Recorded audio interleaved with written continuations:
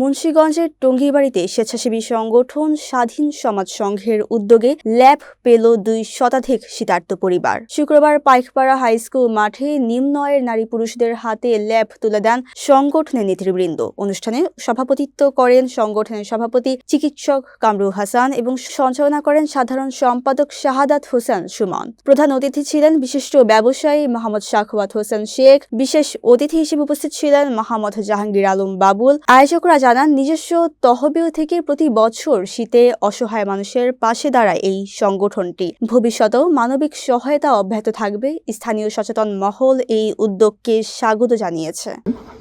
আপনার অবস্থান থেকে আপনি লেখেন, আপনার যোগ্যতা অনুযায়ী আপনি লেখেন, একটা মানুষকে সমালোচনা না করে উৎসাহ দেন।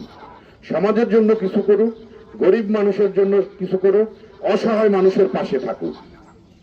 আপনারা রাজনীতি করেন অসহায় মানুষের পাশে থাকার জন্য, তো অসহায় মানুষের পাশে যদি থাকার চিন্তা করেন তাহলে তো আপনারা সবার উৎসাহ দিবেন। আপনি নিজে কাজ কাম করবেন। কথার কথা, আমি রাজনীতি করি, ধরেন আমি অটো রিক্সা চালাই। আমি অটো রিক্সা চালাইয়া দিনে 1000 টাকা কামাইলাম, 800 টাকা আমার ফ্যামিলির জন্য খরচ করলাম, 200 টাকা অসহায় মানুষের জন্য খরচ করলাম, তাইলে সে না আমি রাজনীতিবিদ। এখন আমি কি করি, অটো চালাই না ছেড়ে দিছি, আমি পুরা বেকার, আমার সংসারেও চাউল আহে না। তা আমি যখন যেই নেতার পিছনে ঘুরু, ওই নেতার তো 1-2 হাজার টাকার আশা করু, তো ওই নেতায় আমার হ্যাগই দিব না সমাজের অসহায় মানুষকে দিব, নেতারা বিরক্ত হয়ে যায়। তাই এজন্য আপনারা দোয়া করবেন। মনে মনে সিদ্ধান্ত নিছি, কোনোদিন রাজনৈতিক নেতাকে পিছিয়ে ঘুরবো না, ইলেকশনও করুন না, কোন নেতার পিছে পিছে দিয়ে নেতা হইতেও যাবো না।